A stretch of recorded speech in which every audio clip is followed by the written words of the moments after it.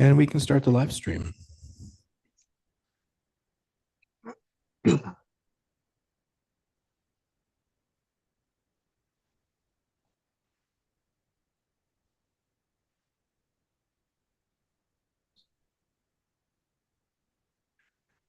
Okay, hello everyone. Welcome to Concordia University's Fourth Space. Thank you for joining us for today's event, Rocking Those Mocs Around the World. We are streaming to YouTube live from Fourth Space, and we are located here on unceded Indigenous lands in Tiohtià:ke, Montreal.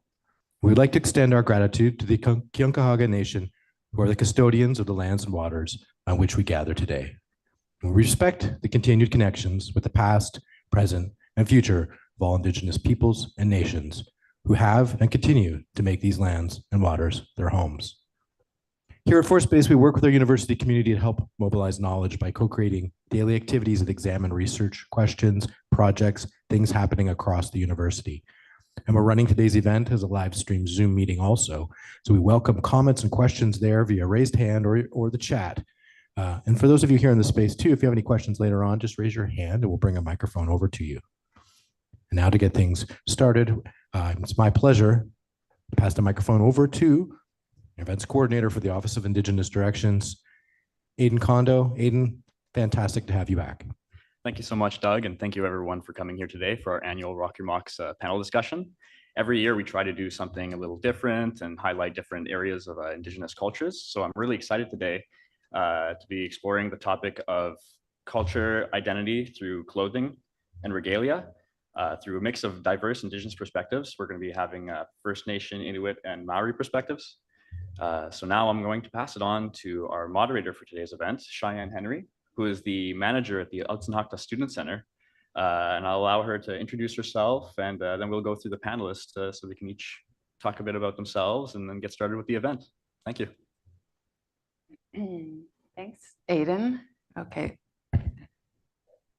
Buju wabanang ishkwandemikwe nadishnakas gnu dodem.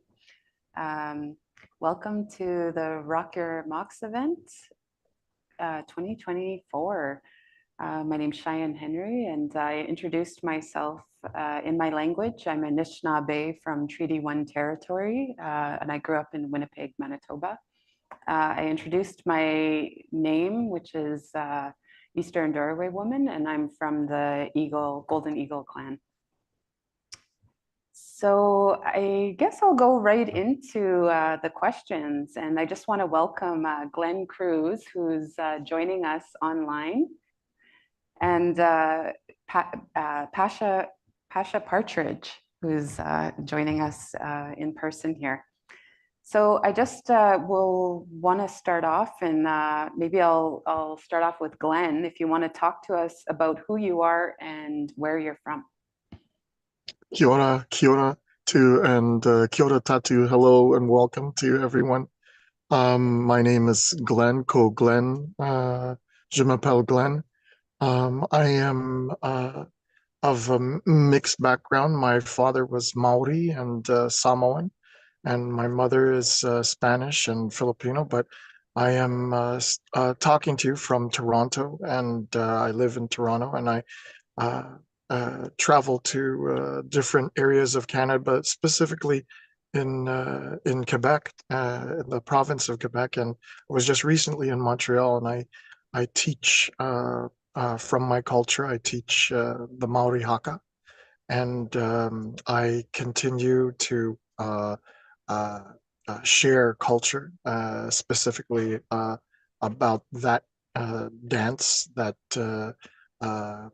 connects me with my own culture and helps the understanding towards what that expression is to others, and it helps, I find it makes others get inspired to look deeper into their own cultural roots, but then also to themselves. Good.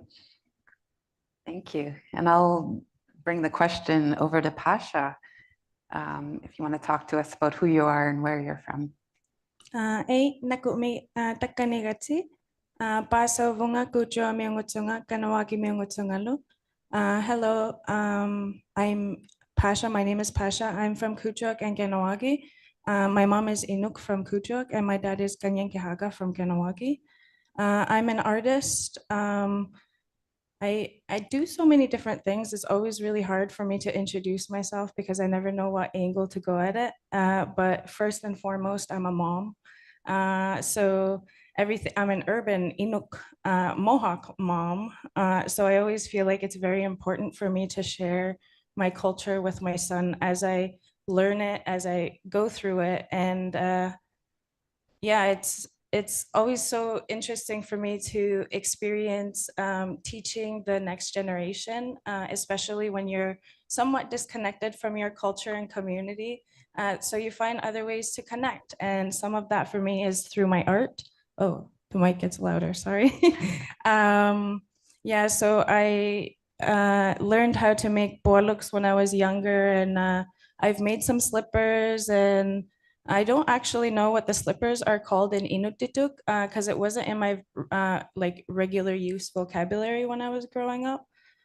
So I actually just call them Inuit slippers, but they do actually have a name. And if there's any Inuit out there who want to share that, that would be wonderful. Inuit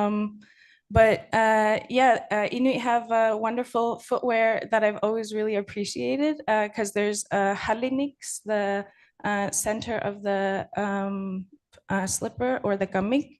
It always has like beaded, gorgeous designs. And yeah, I really like the differences that you can put on the halinik and the different colors that you can use. Anyway, I could probably get into that a little bit more. Yeah, as an artist, just looking at things visually is something that I've always really appreciated. So yeah, I think of things like I always look at the things that I'm seeing and looking at the symbolisms and the meanings, and I like sharing, you know, just the artistic way of seeing the world. And I think that's kind of just how I navigate it. I know there's so many different ways of navigating the world, but I think it's very floral and beautiful in the artistic way of seeing the world. And that's kind of just how I carry myself. Thank you. Thank you so much. And again, welcome to this panel. I'm really looking forward to hearing more about what you each have to share. I didn't really, I mean, I gave a little bit of an introduction, Anishinaabe Treaty 1 from Winnipeg. I'm also a mother to 2 adult children, and I'm also an artist as well. So I'm really looking forward to hearing more about each of your perspectives and your style of regalia and the meaning of it. So which brings me into the next question, which is, what are the traditions and styles of footwear and regalia from your nations? If you want to share a little bit about that. And I'll start with you again, Glenn. Wow. Well, traditionally, we wore no shoes, so we would be barefoot. And I would have to say, even including in when we do dance presentations, we do it all barefoot, and there's this giant connection with nature, with the earth, and part of the reason why we do those dances is to not just celebrate, but to show what how important the connection is with us, our ancestry, and nature. Being the earth, so we would do this traditionally just barefoot. Mm. What about you, Pasha? The Arctic is really cold, so we need footwear. It's kind of a must. If you go out there, there's a movie where there's a Inuk who runs out and he's completely naked, and I just he wouldn't have survived very long in that. It's the movie's called Atanatjok. If you want to check it out, it's a pretty cool movie. It's pretty old. Yeah, so traditionally we use sealskin on our footwear because that was what was available to us. And I've also seen variations with caribou hide, but that one is less common that I've seen in my life. But modern times we use leather because it's waterproof and works well with the snow up north. Sealskin is still very often used, but there's a certain way of taking care of the sealskin footwear. You have to put it in the freezer because sealskin, if it gets too hot, like this skins start falling off. So a lot of people put their gummicks in the freezer over the summer, and then they wear it in the winter. In the city, you can't really wear gummicks because the snow is really wet. So you don't see Inuit wearing gummicks that much in the city. If they do, it's usually just in an event indoors because it's safer that way for the gummicks. But traditionally, we used sealskin, and we also use a lot of fox fur on the ankle part of the slipper, and that helps like keep it warm and cozy. It's really soft. And we also use, today I see sheepskin being used on the lining of the inside. I've seen rabbit fur, but rabbit fur kind of like just slip and slidey, so it doesn't work as well, but it's really soft. And yeah, the Hellenic part is more a design thing, and it's more modern. The beaded part, because we didn't really have beads. It was kind of a trading hot commodity. So beads were a little less common traditionally. So today, beads are a lot more accessible. So we beat it out. We're really creative with our designs. And I'm looking at pictures over here, and I really want to show one, so I'm gonna take one. So these are slippers. Don't know which camera. I think it's that one. Yeah, these ones are slippers. You can see the Hellenic in the center. That's the beaded part. And around the ankle, you can see the fox fur. And this one is made out of leather. So it's more of a modern design. I really like the way they come out because they're always so different. I've never seen a pair of slippers or gummicks that look the same because there's so many different variations of putting it together. Like you can use white sealskin or black sealskin or like blue sealskin. I have some blue sealskin over here. So modern day ways of designing gummicks is so interesting because we have a lot more options than we did.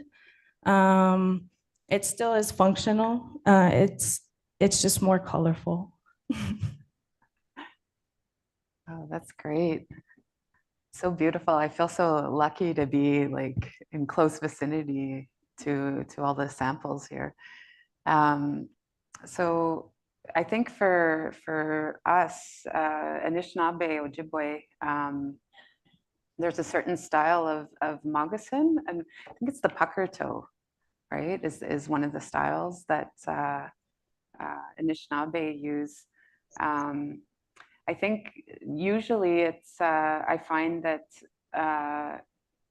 the ones that I've seen from back home are usually lined like with the fur, the rabbit fur. And I think deer and moose are usually used to create it. And the beadwork that I see a lot is the floral. The floral beadwork is usually a certain kind of floral patterns are usually. I see a lot of Anishinaabe beaders using the floral patterns. But yeah, I'm just learning how to make moccasins. I've made a couple pairs. I didn't make these ones. These ones I inherited from my grandma. So they're a little worn, but they're special to me. My grandma did make these. She's passed on now, but this was something that I inherited from her. So these are very special to me. So what does so moving into the next question. So this is for a Rock Your Mocs event, and maybe if you just want to each share what the celebration of Rock Your Mocs means to you. And I'll actually move it over to the other side and start with Pasha. I asked for prompt questions before I got here, so I felt a little bit more prepared because I was like, I don't know what's gonna come up. One of these was brought up and I was like, oh, thinking about this question and thinking, as an urban Inuk, staying connected to my culture is like, I get emotional when I think about trying to find ways to connect with my culture, because I think I have to do it very traditionally, that I have to follow the path that everybody took. However, as an urban Inuk, my experience is different than that of an Inuk who travels down south, up north, or just lives up north. My experience is very different because of the disconnection that I feel. So in terms of like Rock Your Mocs, I personally don't have any moccasins, which is why I came with pictures today. I don't own any Inuit slippers. I'm Mohawk as well. I don't own any Mohawk slippers because I always lose things and I overwear things, especially slippers, and I always ruin them. So I never renewed the last time I lost my moccasins. I actually had a Mohawk pair and an Inuit pair that were similar in color and design. They were both black. They both had black fur. I think they had like a bluish floral design on them. And I would wear them at the same time, like one Mohawk foot, one Inuk foot, because I'm Inuk and Mohawk. And I didn't get to find the picture, but I have a picture of me when I was in high school with these two slippers. And I always felt like it was a very good like description of my identity, because I never felt like I was just one or the other. It's just I am both. However, the issue is I have disconnection to both in different ways. I am in Montreal, so I'm closer to my Mohawk community. However, my dad isn't the most traditional, and I have a social anxiety, so it's hard for me to connect with other Mohawks that are nearby. But I do get more exposure to my Mohawk culture because of my proximity to the community. So, however, I grew up north, where I saw everyone making Inuit slippers. I saw everyone making boaluks, atigiks, nasaks. I speak Inuktitut. So I feel more connected to my Inuit side just because I grew up on my Inuit side. So having moccasins or anything like boaluks, the reason why I work with seal skin is because I'm trying to find ways to connect. And I really like seal skin. I've learned to connect with it over the years, and I feel really comfortable working with that material. And in terms of like footwear or like any traditional piece of clothing, any piece that I own, I treasure it. I had an atigig. I unfortunately got a rip on it, so I don't feel comfortable wearing it anymore. But last year, every day I wore that atigig because for many years I wasn't able to afford getting my own. And still to this day, I'm having a hard time buying little things for myself. Like these slippers, they're not cheap. They're like, $200 a pair, maybe less sometimes, but those are very lucky situations. So unless in the moment you have $200 to drop, and you see one of those in front of you and you have the $200, it's kind of hard to do it. Because when I have $200, the slippers aren't around. I don't know an artist who makes them.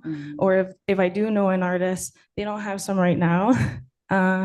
So like there's all these barriers to getting my own slippers and stuff. So just thinking about the connection of that to clothing or to moccasins, and it means a lot to me having a piece of clothing that connects to my identity. I didn't wear any today. I overwear my silabak, so I didn't feel like wearing it today. I had a feeling there might have been cameras, so I decided to wear something I bought in a thrift store. It's one of my favorite items from a thrift store. But that's a reflection of my urban identity, I think. So, yeah. Thank you. Over to you, Glenn. Well, for me, today was really about a connection and respect with Indigenous cousins and others that were I'd be able to learn from and hear about. And for me, for practice, with doing things barefoot. When I teach my classes for the Maori Haka, everybody is always barefoot. There's only been a few occasions where they came to the class and not knowing that it was a Maori Haka class, they thought that they signed up for a Indian Chinese cuisine Hakka class, HAKKA, and they looked at all of our feet and were wondering why we were all barefoot. And they were told, not even by me, by the other students, that this is the Maori Haka. And during the break time, we never saw that person again. So it was kind of funny, but there's a giant connection doing things barefoot. And it is also a Polynesian trait amongst other Polynesian islands. Going to our whakapapa, our ancestry from the Maori from Aotearoa, going directly back to Hawaii. We say Hawaii, and Tahiti and the Cook Islands, and even going to Fiji and Samoa. Everybody was pretty much barefoot, and just doing that symbolizes those things. And I don't realize how close the connection is, especially when we're luckily when I teach. Majority of the places have hardwood floors, so there's some kind of a connection. But naturally, if we're teaching, it would and was outdoor, would be outdoors, it would be on the earth and able to connect. So there's something symbolic about how you walk, the way you walk, and what you're wearing when you're walking. So I say that this is really just for me also a learning moment with Indigenous cousins. So this makes me very privileged and thankful and respectful and honored to be able to be finding out more from others, and just to simply explain the Maori way. Thank you, Glenn. Yeah, I think I too navigate the urban, growing up urban Indigenous in the cities of Winnipeg. So Rock Your Mocs is, I always forget to wear my moccasins on like Rock Your Mocs day, or like, the events that happen. But, throughout, I think about, like the different things and what I do, and how I present myself, that honors who I am. And I think a lot of it comes through not just in in moccasins, but in ribbon skirts, or the jewelry I make. Sometimes if I'm feeling like I need that like I grew up around my tradition. So I grew up in the city, but my community is just an hour south of Winnipeg, Rosa River First Nations. And, you know, and I grew up around ceremony. And so I was lucky to have that. Even though I grew up in the city, I spent a lot of time down in our community with my family, going to ceremony and going to powwow and just being with my family. And, you know, so things like, you know, like sometimes I'll wear my medicine pouch or a medallion or, you know, earrings that I've made. And, you know, I always feel that sense of pride in who I am, you know, just those simple things, you know, like just to carry a piece of who I am as a Anishinaabe Kwe woman and in the city. And, you know, and I sometimes I need that to ground myself, you know, and I think about moccasins grounding us, you know, like, you know, wearing it on our feet and being a part of, you know, that path, you know, and, you know, for us, we call it the red road, you know, like, so, you know, when I wear my moccasins, I think about that. And I actually, these moccasins are from my grandma. I had another pair. I've gone through a couple pairs, but I had a pair that I usually wear when I go to ceremony, and they're all beat up because I've had a couple summers where it was, you know, it was raining, and you know, I kind of, you know, got them really dirty, and I'd have to put them aside, you know. So, and I can't throw them out, so I've put them aside and I save them. I don't know what I'm gonna do with them because they're all, you know, like when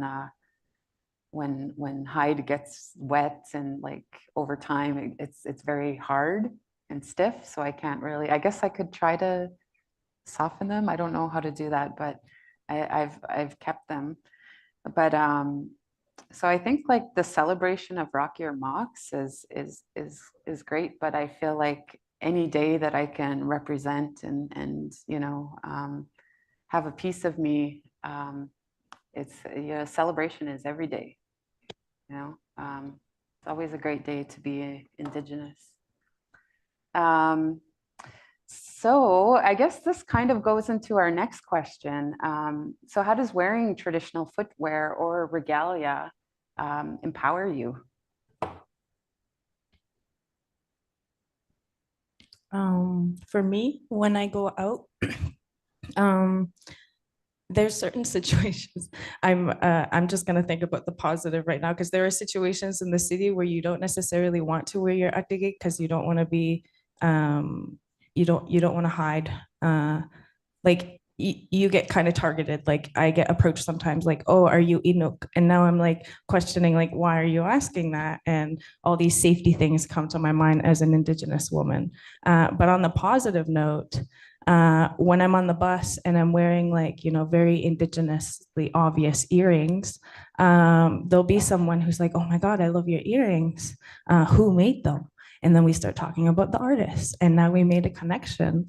I've had, like, there was a time I was on the metro and someone was like, oh, I love your earrings. And I was like, oh, what a great start to my day. Like, so like, it's most times for me because I like wearing big, bold earrings. But I think that's because I like seeing other people out there doing that, because when I see the big, bold earrings, I'm just thinking, oh, those are big auntie earrings, you know, they must be Indigenous.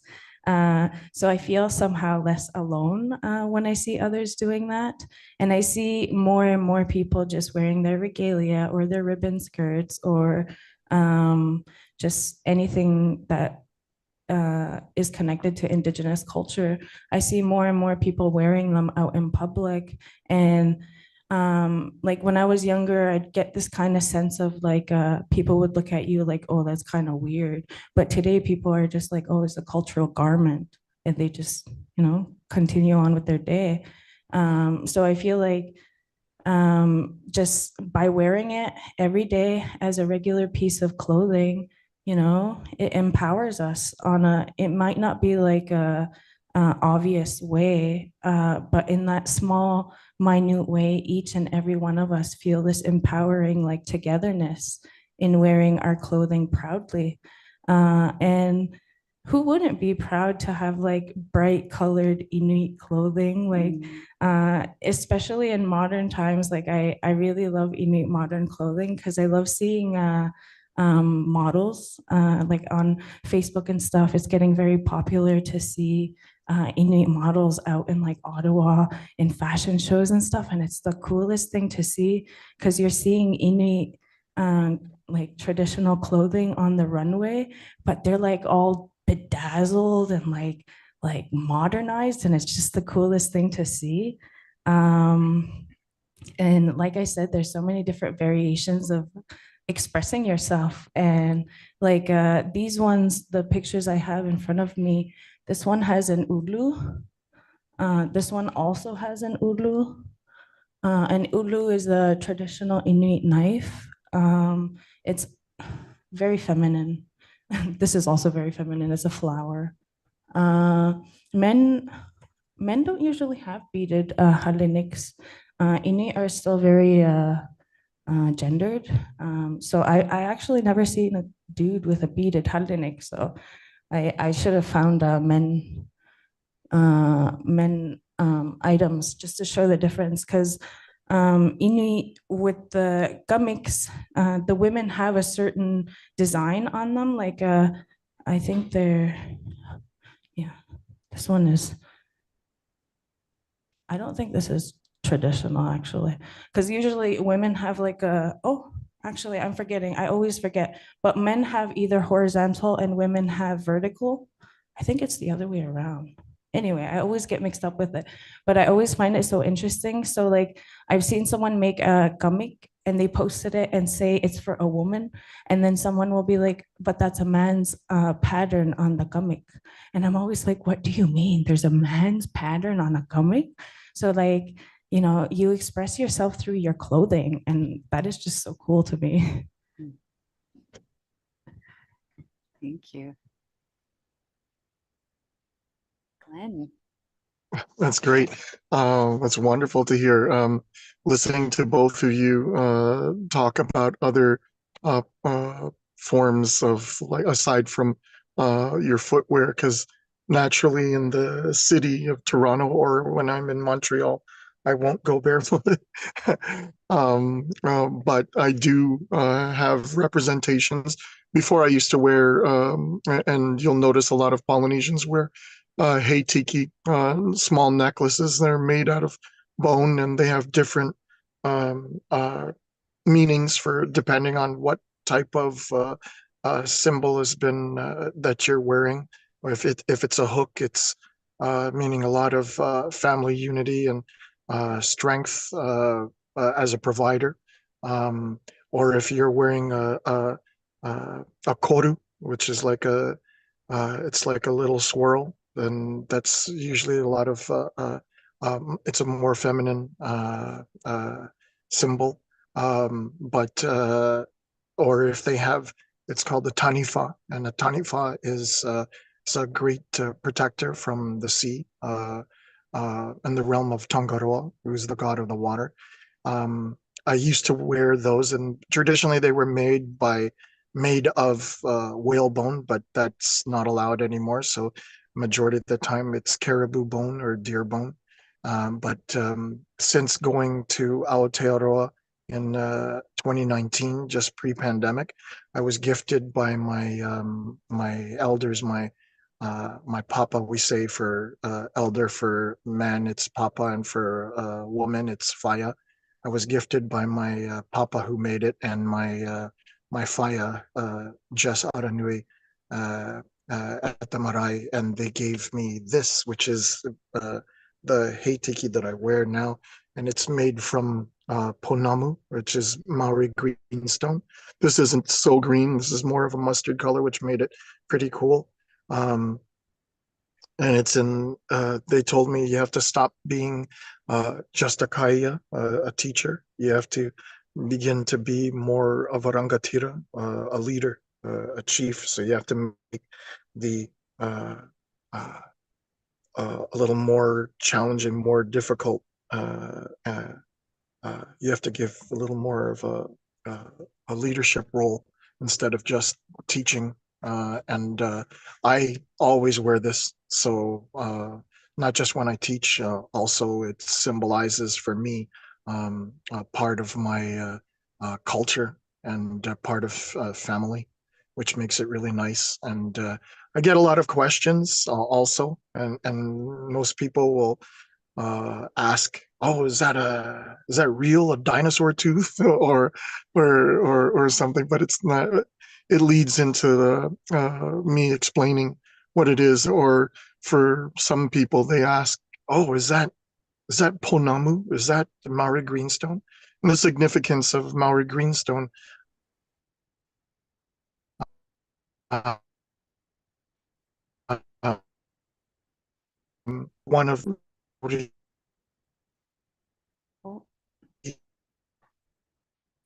Oh, that's our traditional, but one of the main reasons why we inhabited and stayed in Aotearoa was because of Ponamu, a Maori greenstone, because they found this rock which was extremely strong, and they were able to fashion it into tools. And that's part of the significance of Ponamu, of Maori greenstone, and why it's used for jewelry. They make earrings of that too, but mostly necklaces. And then for this one, it was really special for me, and I continuously wear this on a daily basis, and it'll sometimes strike up fun conversation also, or ones that lead towards a really good conversation. Also on the Metro or in Toronto over here on the TTC, on the subway or the bus, because somebody will usually see it. So I guess that, that culturally, I'm very proud to be Maori, and it it strikes up good awareness towards others. I find that when another Indigenous sees this, they usually strike up conversation, and it's excellent because they're a little more aware than the standard person. But it's definitely important for me, and because I'm of mixed blood, I definitely identify and connect with my Polynesian roots, specifically with the Maori root. So wearing something like this is not just super important for me for culture, but it's definitely my connection with my roots and with family and ancestry, and with in many ways with other Indigenous cousins. thank you for that, Glenn. It's interesting, we're all kind of speaking in the context of being in an urban environment, and how important that is for us to celebrate our identities, in these spaces. I just have to share a little bit about, I heard the Metro and the bus being brought up a few times.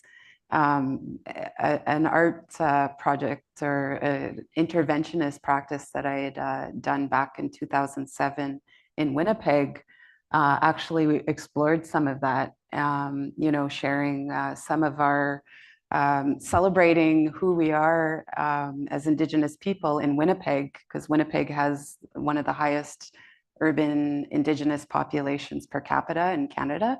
And so I did this project that I called Trans Regalia, and I recruited powwow dancers that were willing to engage with the public to share a little bit of story about either their regalia or their experiences as Indigenous peoples in Winnipeg.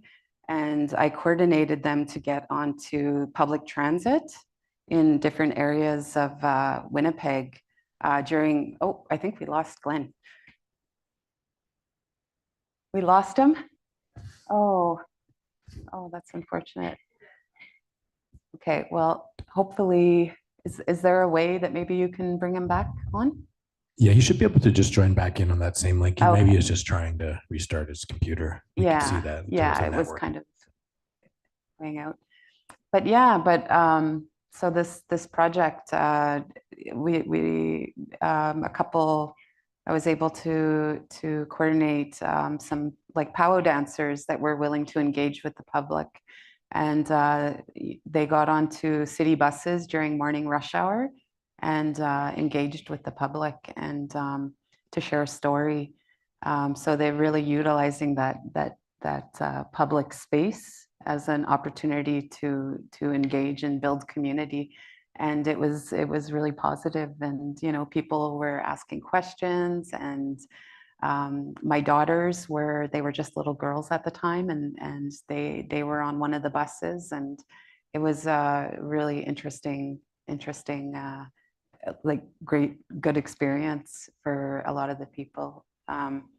So talking about that, I guess well, hopefully, I really hope Glenn joins us again. But so thinking about, celebrating our identities, what would be some of your favorite ways that you celebrate and embrace your culture in everyday life?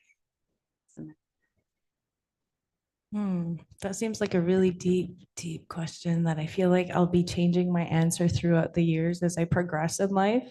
Right now, I think is art. But one time it was trying to regain my language because I noticed that I was losing it. So trying to reconnect with my language was something that gave me like something to help me feel like I'm not like I didn't. There's so many words in Inuktitut. When you think it in your head, they don't come out the same way in English. So I was having like this identity crisis of like, as I'm losing my language, am I losing myself? I wasn't sure how to form my thoughts, and like there were so many jumbled pieces because I was noticing that I was losing my language and I wasn't sure how to express myself anymore. So I learned that language is really important to me.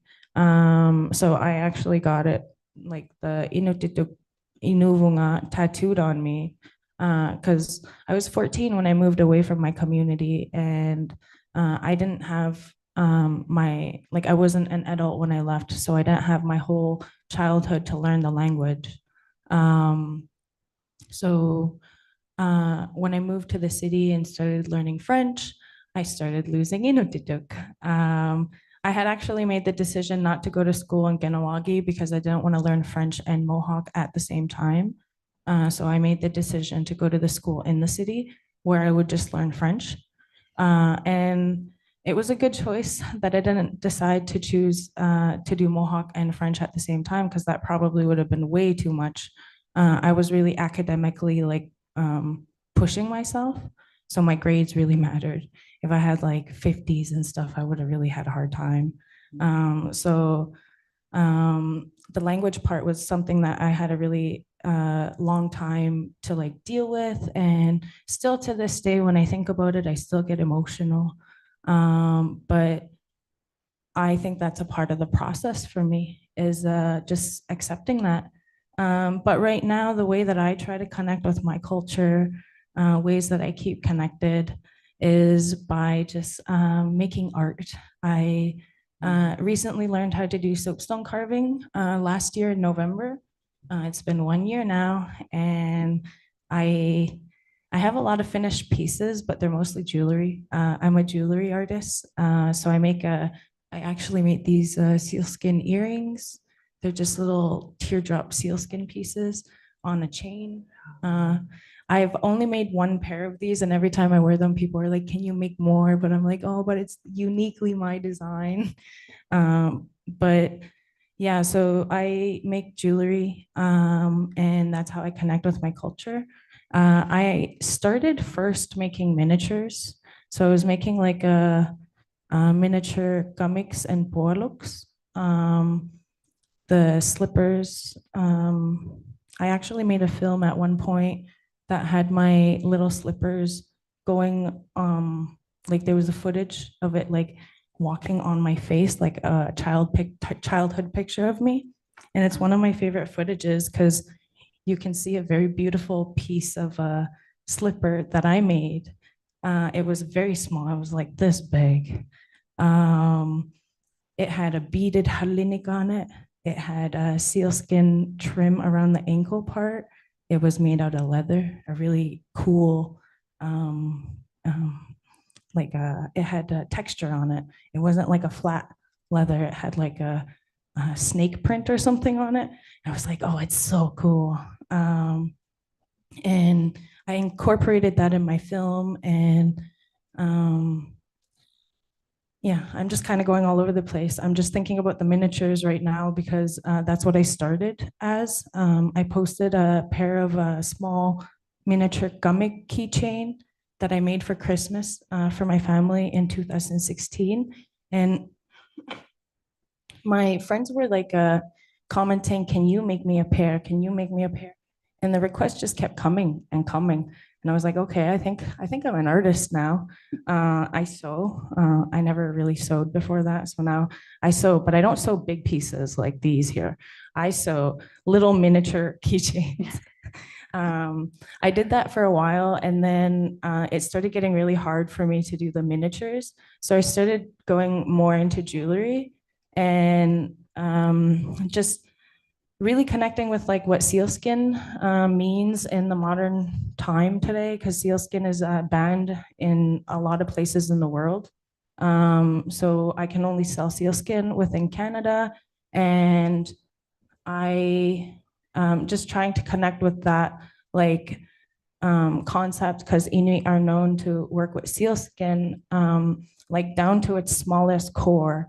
So I really take that concept and make even tiny pieces that can turn into very beautiful wearable jewelry. So I guess the way that I connect with my culture today is like finding little ways of like incorporating my way of navigating the world. So like most people, they make real life-size pieces. I make miniatures, but I still think that's equivalent of making a big size piece because it's the same pattern, it's just tiny. Just connect, like it's modern the way that I do it, and it's very urban. And for many years, I'd hear things like you're very halunangayuk, like you're very halunangayuk is like a white person. Halunak is a white person, and halunangayuk means you're like a white person. So like it means like you're stripped of your Inuit identity and you're being very colonized is kind of what they're saying. And when people say that. And I'd hear that a lot when I was growing up. And honestly, I'd have a lot of shame in feeling that. Yeah, I am Halunangayuk. I live in the city and I'm okay with that. It took many years for me to be okay with that. But the reason why I'm okay with that is because I still try to find ways in what works for me to connect with my culture by trying to maintain my language, by trying to connect with art forms. I actually was a little nervous about talking about moccasins or anything like that because I was like, what knowledge do I have about that? I don't even own any right now. So I felt like I was inadequate in being able to talk about something like this. But then I was like, hold on, not everyone might know what a halinik is. You know, it's the beaded tongue part of the gummick and slipper. It's this piece. It's just the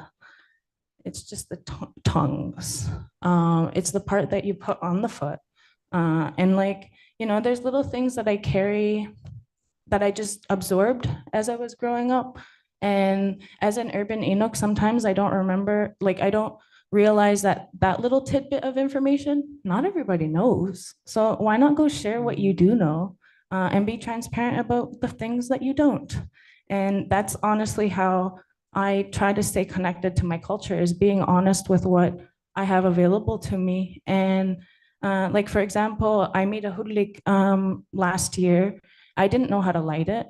I don't have access to Arctic cotton or seal fat to be able to light the hudlik. The hudlik is the seal oil lamp. So I went on Facebook and I asked, can someone teach me how to light the hudlik? And an elder taught me how to light the hudlik. So it was just, I'm using my modern day abilities and what I have available to me to make my process of learning about my culture accessible to me, because I have a lot of isolation and it's hard for someone who's shy like me and has a lot of social anxiety to really reach out. But despite all those things, I try to reach out because it's important to me to connect to my culture. Awesome. Thank you. Oh, and I think Glenn is back. Can you hear us, Glenn? Oh. Sorry about that. There was a drop call moment. Oh, no problem. Hey, Glenn, this is Doug from Fourth Space. I just wanted to mention, if you're having a bit of connectivity issues, you could stop your video and then we could just hear you. That would work. I don't know if you caught that. Sure. Yeah, that would be. Okay. So I'm not sure if you caught the question. Okay. Glenn, you can hear us? I can hear you, but Oh. I did not catch. The I mean, last I caught what was being, but did not catch what the question was. Okay, so we were just talking about the impact of celebrating our identity earlier, just before you'd cut out. So the next question that Pasha just answered is, what are your favorite ways to celebrate and embrace your culture in everyday life?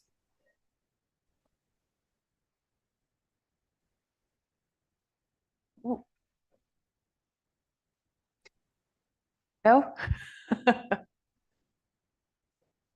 Yeah.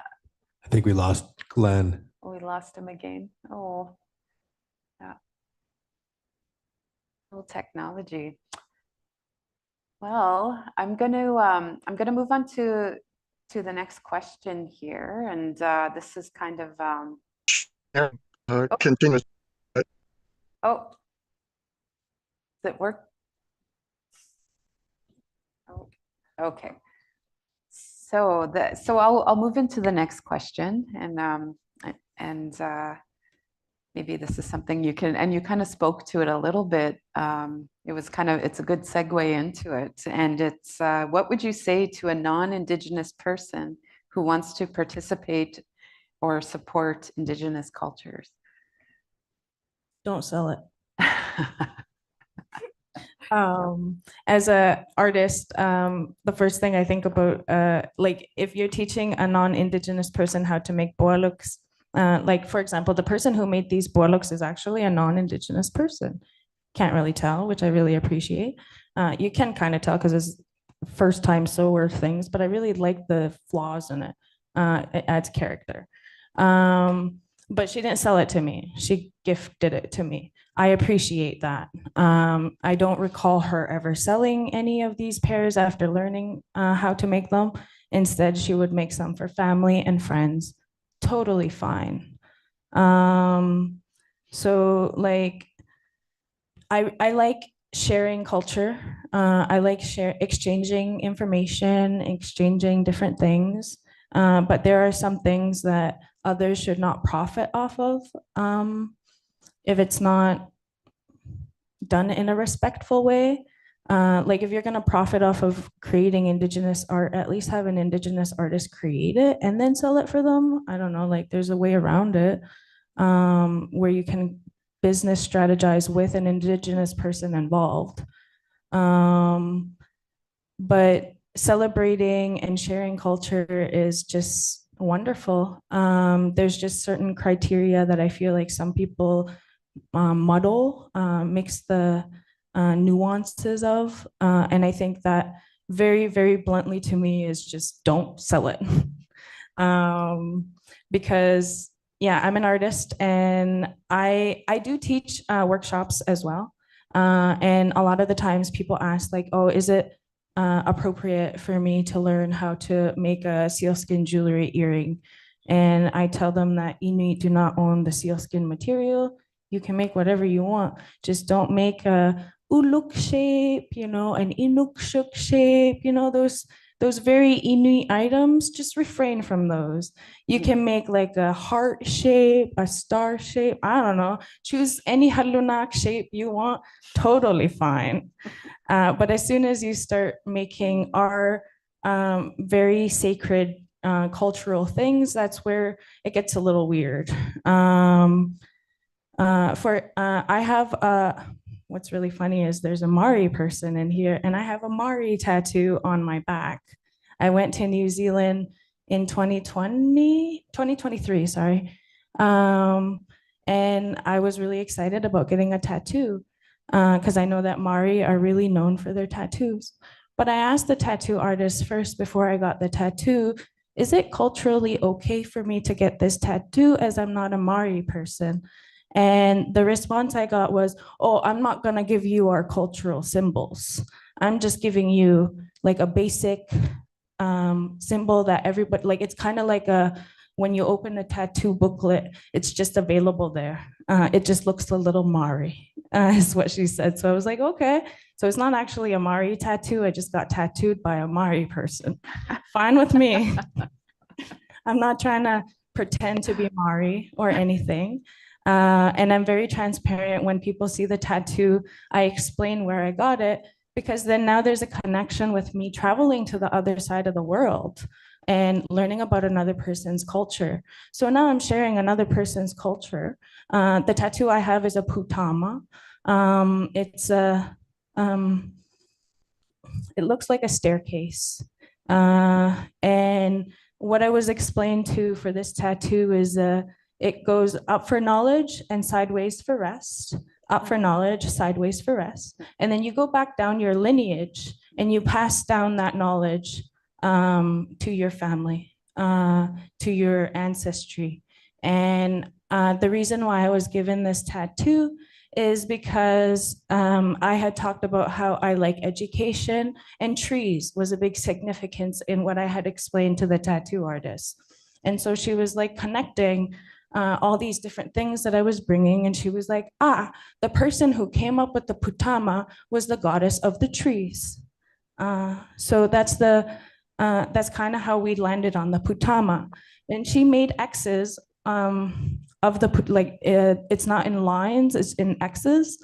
And it made me cry when I saw the X's because my son's name starts with an X. So there was significance of my life in this tattoo. And then I was also learning cultural things. Anyway, I'm going on a tangent now. I just really love sharing the tattoo because I was so happy to get it. I think the whole time we were there, I was like going to the front desk asking, is there space for a tattoo? Is there space for a tattoo? Because I was just like so entranced with the idea of getting a tattoo. And then at the end of the process, I was just so thankful for it because it really felt like a cultural exchange.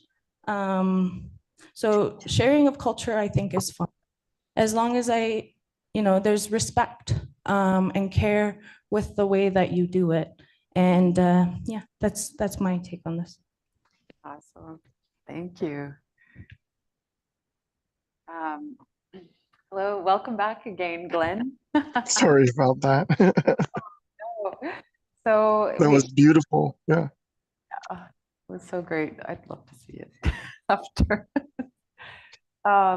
So we moved along into the next question, but I'll reframe the question that I was reading to you when you got cut out again, but then I'll go into the next one. So if you kind of want to, I think you could speak to both of them and answer in the same Sure way. But so just favorite ways to celebrate and embrace your culture in everyday life. And then what would you say to a non-Indigenous person who wants to participate and support Indigenous culture? Did you hear all of that? Yeah. Okay. Yeah. So for me, sharing culture is one way that I'm able to celebrate, especially within the past 5 years. I want to extend that and say maybe the past 10 years, but really the past 5 years, because everybody from my circles knew that I'm able to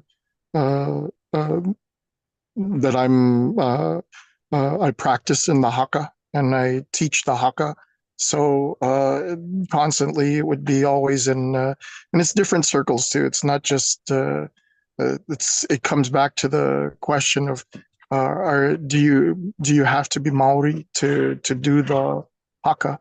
But uh, uh, as what was stated also, as long as there's respect, and you're taught from a credible source and not just online, and there's respect involved, it's appropriate for others to that are not Maori, because the Haka itself is a riddle, and there are lessons for every Haka, and for the Haka itself is a lesson, and I'm usually connected with that in many different ways, and um, even in uh, social circles, it's kind of different when people say, "Oh, this is the Haka guy," or whatnot. And then it usually goes into different conversations, and I'm happy to answer and to continue the sharing of that. And I have made other Maori friends, which I did not know were like they probably uh, kind of figured, hey, he's wearing Ponamu. He's wearing a Ponamu Hei Tiki. So this guy's he's either visited there or he's got blood from there or whatnot, for Maori blood or some kind of connection. And usually they come up and they ask me those questions, and it could be in different social circles, and it's kind of exciting to be able to share that. Uh, and it is crazy how it becomes a daily, or well, mostly a weekly basis, where culture comes up, and I love to connect in that kind of way, and again with other Indigenous who are also very I don't want to say extremely knowledgeable, but they can pinpoint certain uh, certain things, especially about if I'm wearing a heitiki, and then there's respect involved, and they say hello to me in whether they're Cree or Micmac or Anishinaabe or Mohawk or Blackfoot or whatnot, and I respond back in Maori, which is in Te Reo Maori. So it's kind of exciting to connect again with Indigenous cultures through my own, and it's it's exciting in this point of my life. It's very, very exciting. Thank you for sharing that. Yeah, I find it's always difficult to navigate, like, for non-Indigenous people, like, what do we share and what don't we share? And I find that, when I was back home, I was a lot more confident about, like, oh yeah, like, I like to share I like to share who I am. I like to share, experiences that I've had. I'm pretty open with people. But as I started to move around into other territories, like I was on the East Coast in Mi'kmaq territory, and now I'm here, and it's like, you have to, I always feel like it's important to ask, for like non-Indigenous people to ask what's okay and what's not okay, because it's different when, who not even nations or territories, but like individuals, there's some things some people are willing to share, and others not so much, so I think it's important to always to ask questions, and but be ready to maybe get a response that might not, yeah, exactly, what people are hoping for, what the non-Indigenous person is. But I think participating and supporting Indigenous cultures, again, it's like don't sell our stuff, you know, don't exploit us. I think that's always, I think asking again, like asking people how they can support or how they can participate, what their roles are. I think that's always a sign of respect. And, I, I, I really think that it really comes to that,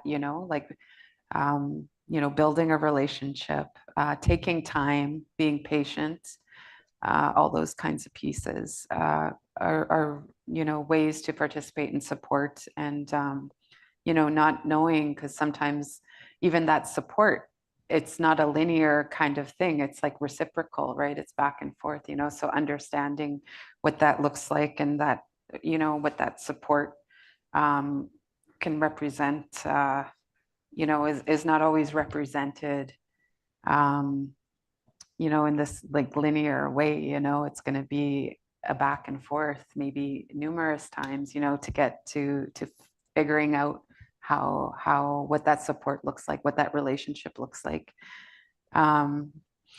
So I think that kind of wraps up the discussion portion. There is, I think we got a couple minutes here for questions. So if there's any question, or are there any closing words that you'd like to leave for the viewers for the event?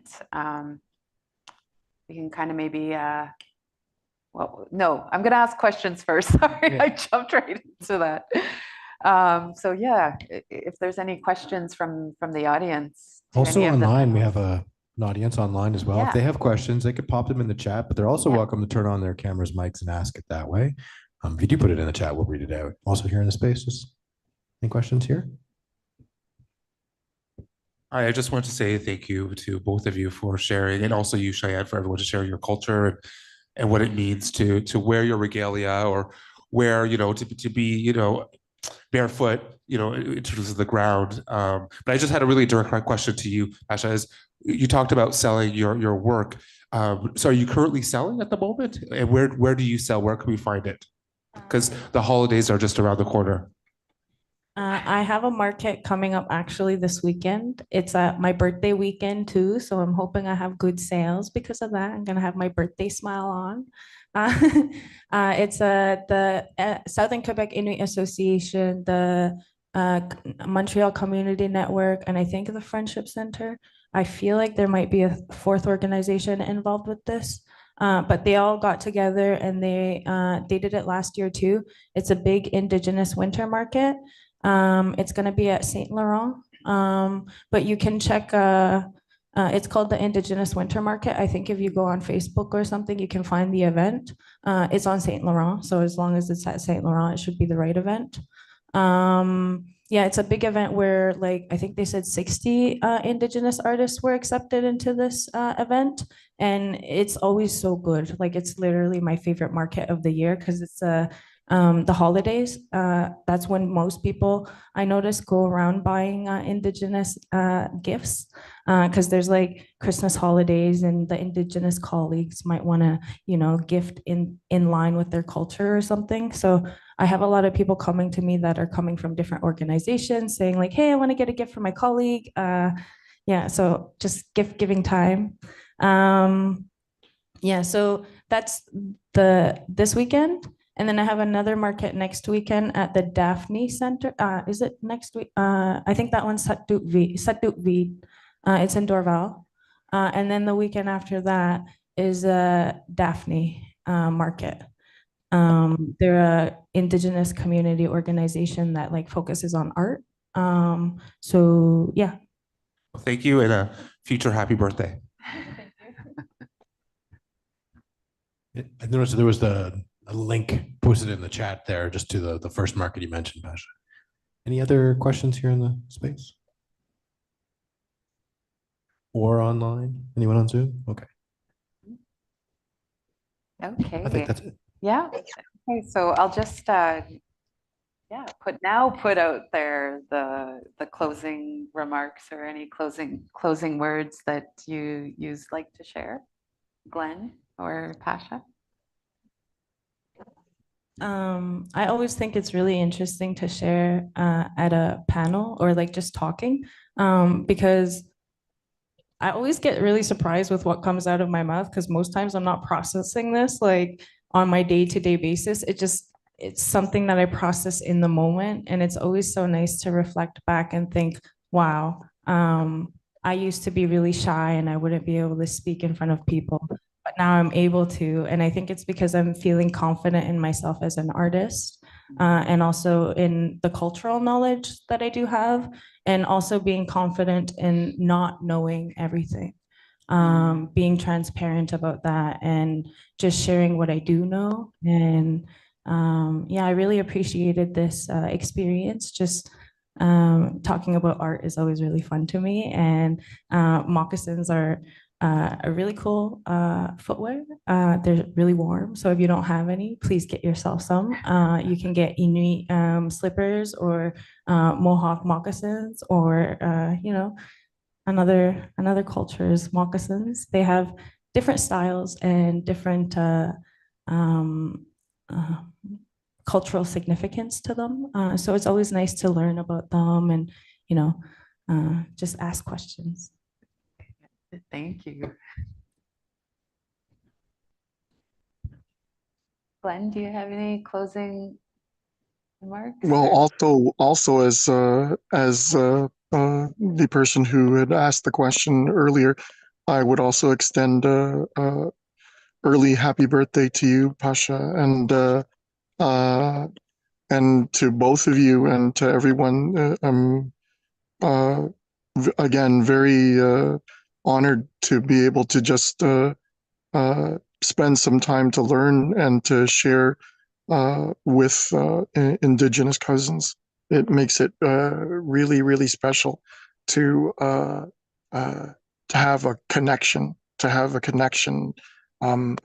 Before I was part of a large Polynesian group in the Greater Toronto area, and I did many things like in the group, many different dances that were not mine culturally, Hawaiian and Tahitian and Fijian, and I also did Maori, and then there's some Samoan. But in 2015, I separated from them, and I didn't hate them at all. It's just we're on a different pathways, and I am on the pathway of truth, which I think everybody eventually follows, or if they're not already on it now, and that leads them closer towards their not just their knowing of their culture or more um, knowledge from their culture, but also of themselves, which makes it really important and different stage in your lives.